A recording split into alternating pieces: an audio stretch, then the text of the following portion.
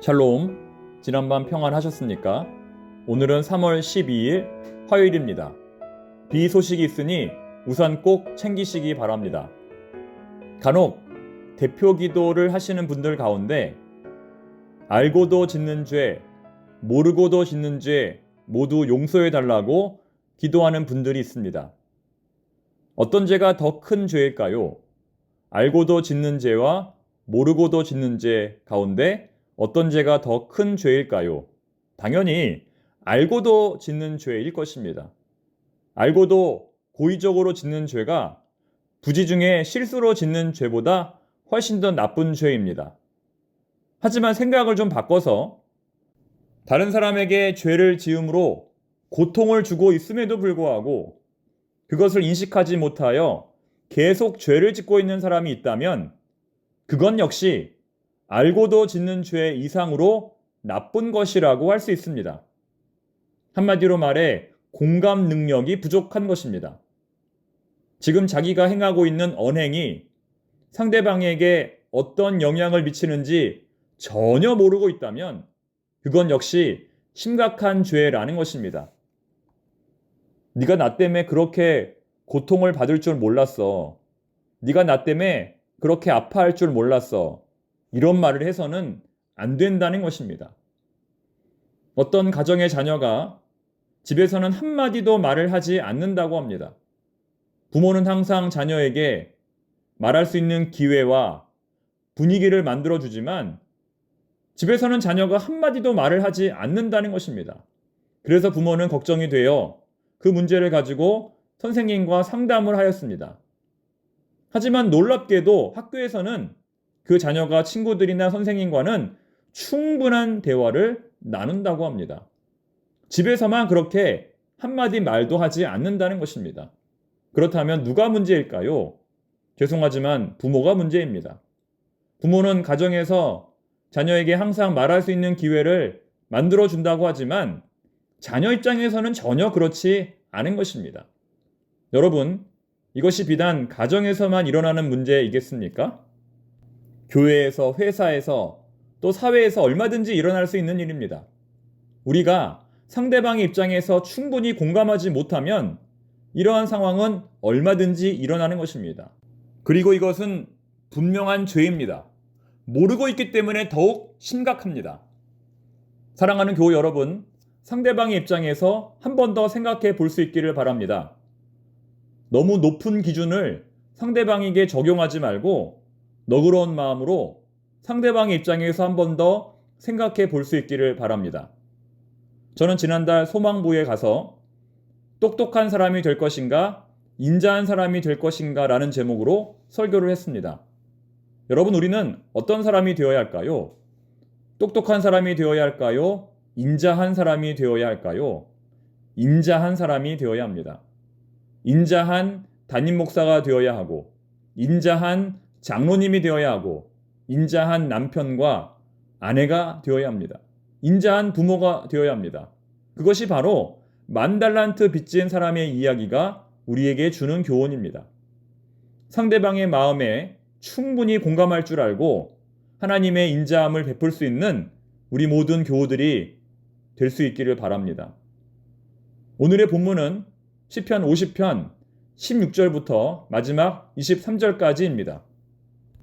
이 시편은 독특하게도 사람이 하나님께 아뢰는 기도가 아니라 하나님께서 우리 인간에게 하시는 말씀입니다.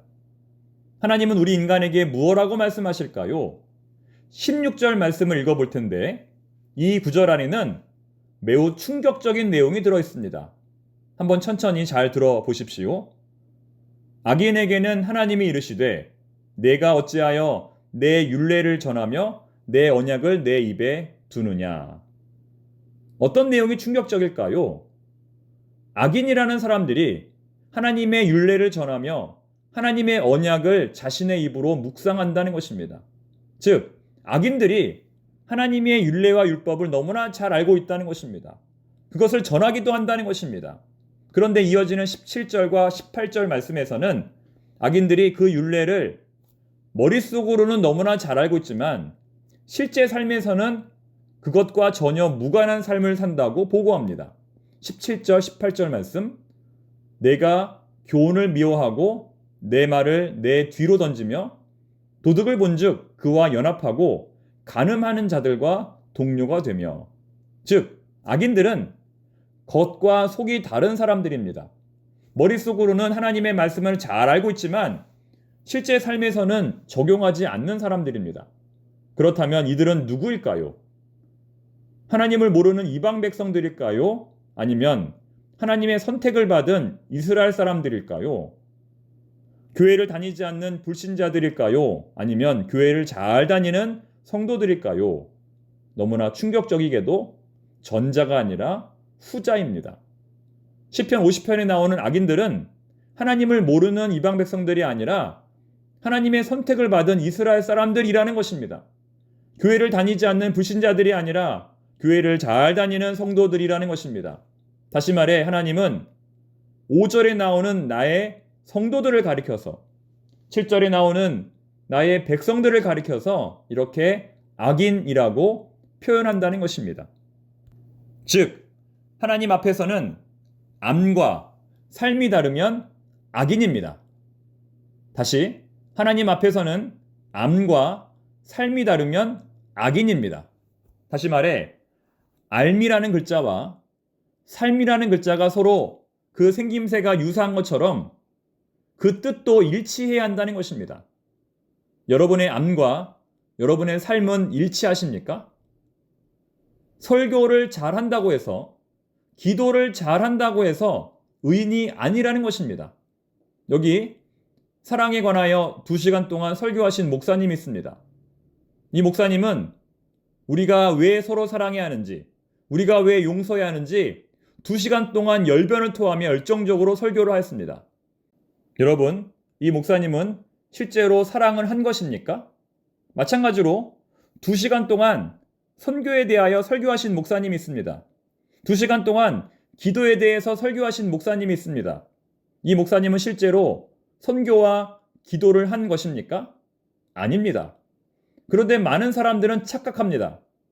사랑에 대해서 설교하면 사랑을 한 줄로, 기도에 대해서 설교하면 기도를 한 줄로, 선교에 대해서 설교하면 선교를 한 줄로 착각합니다. 하나님은 이러한 착각에 빠진 사람들을 향하여 본문 22절의 말씀을 가지고 최후의 경고를 내리십니다. 22절 말씀. 하나님을 잊어버린 너희여, 이제 이를 생각하라. 그렇지 아니하면 내가 너희를 찢으리니 건질 자 없으리라. 하나님은 암과 삶이 일치하지 않는 행위를 가리켜 하나님을 잊은 행위라고 정의하십니다. 그리고 그런 자들을 찢어버리겠다고 말씀하십니다. 따라서 오늘의 말씀은 저와 같은 목회자에게 주시는 경고의 메시지입니다. 오늘 설교의 내용은 예배와 삶이 다른 사람이 곧 악인이라고 하는 충격적인 메시지였습니다. 이 하나님의 말씀에 경각심을 느끼고 예배와 삶을 일치시키기 위해 노력하는 우리 모두가 될 수 있기를 바랍니다. 기도하겠습니다. 하나님 아버지, 겉과 속이 다른 종교적 형식주의자가 되지 않게 하옵소서. 말과 행동이 일치하는, 예배와 삶이 일치하는 행함 있는 믿음으로 살게 하옵소서. 예수님의 이름으로 기도드립니다. 아멘.